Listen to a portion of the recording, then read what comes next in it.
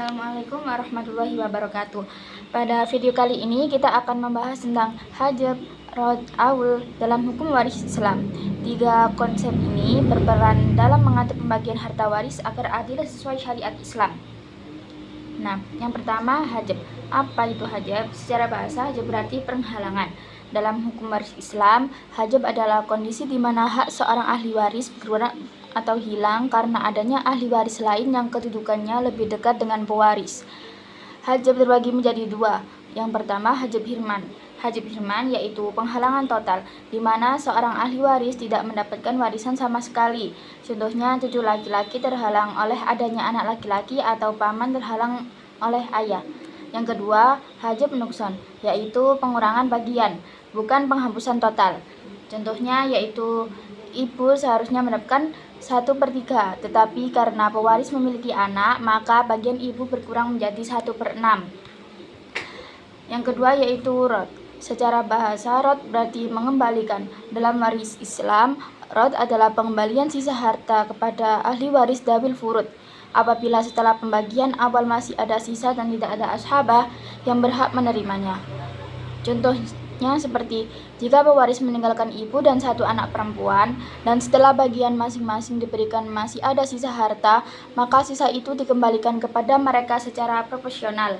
Menurut kompilasi hukum Islam di Indonesia, rod diberikan kepada semua ahli waris dzawil furud termasuk suami atau istri, berbeda dengan sebagian ulama klasik yang mengecualikan mereka. Pembahasan yang terakhir yaitu aul. Aul yaitu pengurangan proporsional bagian ahli waris ketika jumlah total bagian yang telah ditentukan melebihi keseluruhan harta yang dibagikan. Artinya, ketika bagian-bagian pasti bertambah lebih besar dari satu atau asal masalah, maka angka dasar pembagian dinaikkan agar semua bagian dapat dibagi secara adil. Contohnya, jika pembagian awal menghasilkan total jumlah bagian 1/1 atau 110%, maka angka masalah dinaikkan sebesar nilai tersebut agar tetap adil dan seimbang antara para ahli waris. Contoh kasus hajab dan rod. Seorang pewaris meninggal dan meninggalkan ayah, anak laki-laki, anak perempuan, paman. Ayah mendapat 1/6, anak perempuan 1/2, dan sisa untuk anak laki-laki sebagai ashabah.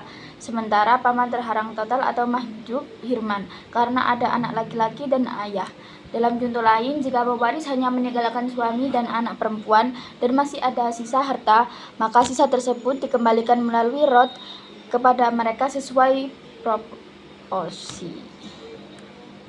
Kesimpulannya, yaitu hajab adalah penghalangan ahli waris untuk menerima bagian, baik sebagian maupun seluruhnya. Rod yaitu pengembalian sisa harta kepada dzawil furud ketika tidak ada ashabah. Aul mengatur pembagian ketika total bagian melebihi jumlah harta. Ketiga konsep ini memastikan bahwa pembagian warisan dilakukan secara adil, proporsional, dan sesuai hukum syariat serta prinsip sosial.